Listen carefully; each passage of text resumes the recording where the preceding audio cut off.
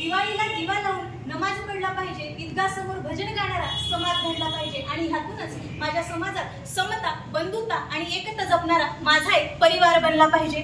नमस्कार रसिक श्रोते हो, तुकोबा राय म्हणतात, विष्णुमय जग वैष्णवांचा धर्म, भेदाभेद भ्रम अमंगळ। अर्थात ज्यामध्ये विष्णू म्हणजेच सर्व काही मानलं जातं आणि ज्यामध्ये भेदभावाला कोणतेही स्थान दिले जात नाही तोच खरा वैष्णव धर्म। मुस्लिमांच्या मते इस्लाम हा एकमेव असा धर्म आहे ज्यामध्ये देवाच्या एकरूपतेबद्दल सांगितलं जातं आणि ज्यामध्ये समाजातील ऐक्य भावना जोपासण्याबद्दल सांगितलं जातं। अर्थात धर्म कोणताही असो त्यामध्ये समाजामध्ये एकता, बंधुता आणि समता निर्माण करणं हाच खरा धर्म स्थापनेमागचा उद्देश असतो।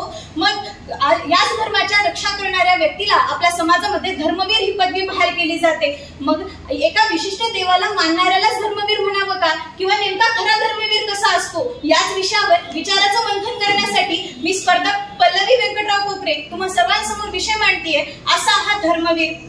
ते साखळ दंड धन्य झाले ज्यांच्या स्पर्शाने, ती माती धन्य झाली पावन झाली ज्यांच्या रक्ताने, मृत्यूही ज्यांचे शौर्य पाहून नतमस्तक झाला। आज स्वराज्याच्या रक्षणासाठी आणि धर्माच्या रक्षणासाठी माझा शंभूराजा जेव्हा अमर झाला तेव्हा खऱ्या अर्थाने मला धर्मवीर समजू लागला। औरंगजेबाने केलेल्या असह्य यातना सहन करून देखील संभाजी महाराजांनी धर्मनिष्ठा व स्वराज्यनिष्ठा कधीही सोडली नाही, म्हणूनच अखंड भारतवर्षाने त्यांना धर्मवीर ही पदवी बहाल केली होती।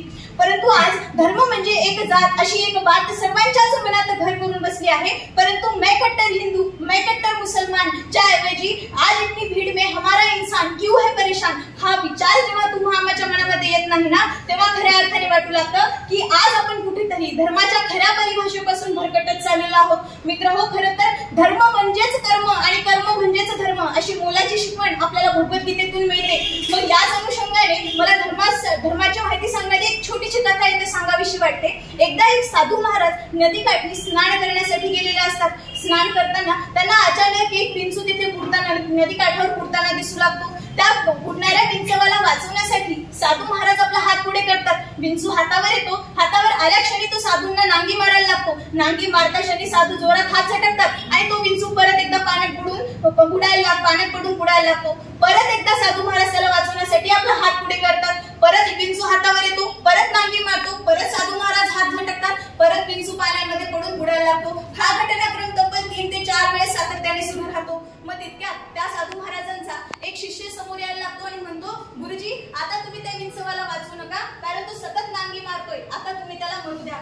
त्यावेळेला साधू महाराजांनी दिलेलं उत्तर ऐकून मन अगदी स्तब्ध झालं। साधू महाराज म्हणतात की नांगी मारणे हा विंचवाचा धर्म आहे, तो मरतानाही आपला धर्म सोडत नाही। मग मानवता जपणारा, बुडणाऱ्याला वाचवण्याचा हा माझा माणुसकीचा धर्म, मी तरी का म्हणून सोडावा।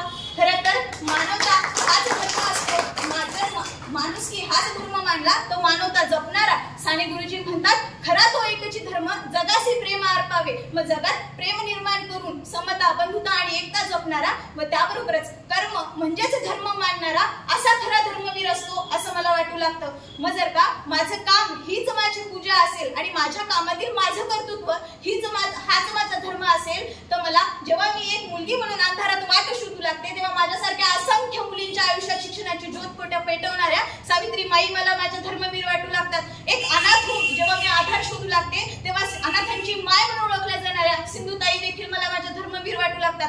भारत देशात जगत असताना मी जेव्हा भारतीयांचं बलिदान समजून घेऊ लागते तेव्हा सळसळत्या रक्ताचा धगधगता अंगार शहीद आजम भगतसिंग देखील मला माझे धर्मवीर वाटू लागतात। अहो एवढंच नव्हे तर एक धर्माला मानणारी, सण साजरे करणारी व्यक्ती म्हणून जेव्हा मी नवीन सण साजरे करू लागते तेव्हा नवरात्री उत्सव, दहीहंडी उत्सव मोठ्या प्रमाणामध्ये साजरे करण्यास सुरुवात करणारे आनंद दिघे देखील मला धर्मवीर वाटू लागतात।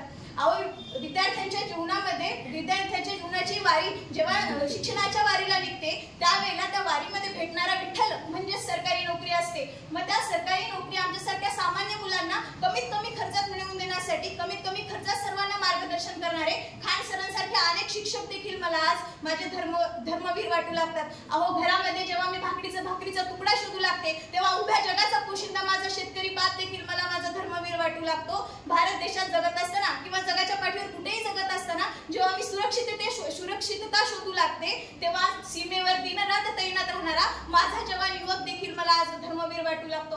9 वर्षाच्या सुरुवातीला जेव्हा मी जुन्या आठवणीमध्ये रमायला लागते त्यावेळेला कोरोना काळात लाखोंचे जीव वाचवणारे सर्व डॉक्टर्स देखील आज मला धर्मवीर वाटू लागतात. त्याबरोबरच थोडेसे कठोर परंतु मृदू स्वभावाचे संपूर्ण पोलीस दलातील अधिकारी किंवा संपूर्ण पोलीस देखील मला आज धर्मवीर वाटू लागतात. अहो, मराठ्यांचा मावळा बनून जेव्हा मी एखाद्या परीक्षेमध्ये 200 पैकी 170 गुण मिळवू लागते त्यावेळेला मला माझ्या हक्काची नोकरी मिळावी म्हणून समर्पणाशी झगडणारा मनोज जरांगे पाटील देखील मला माझा धर्मवीर वाटू लागतो. खरं तर मला एवढंच म्हणावंसं वाटतं, सरतेशेवटी मला एवढंच म्हणावंसं वाटतं की मानवता हाच धर्म आहे आणि मी एक माणूस आहे आणि माणुसकी हाच माझा मूळ धर्म आहे. हा विचार जेव्हा तुम्हा माझ्या मनामध्ये रुजू होईल ना तेव्हा तिथे खऱ्या अर्थाने उगवून येईल ती आपली माणुसकी आणि त्याच माणुसकीच्या धर्मातून संपूर्ण जगामध्ये आपल्याला एका धर्माचा, एका विशिष्ट धर्माचा नव्हे तर एका एकमेव मानवता धर्माचे अनेक धर्मवीर पाहायला मिळतील एवढीच माफक अपेक्षा व्यक्त करत मी व्यासपीठाची रजा घेते. मनपूर्वक धन्यवाद.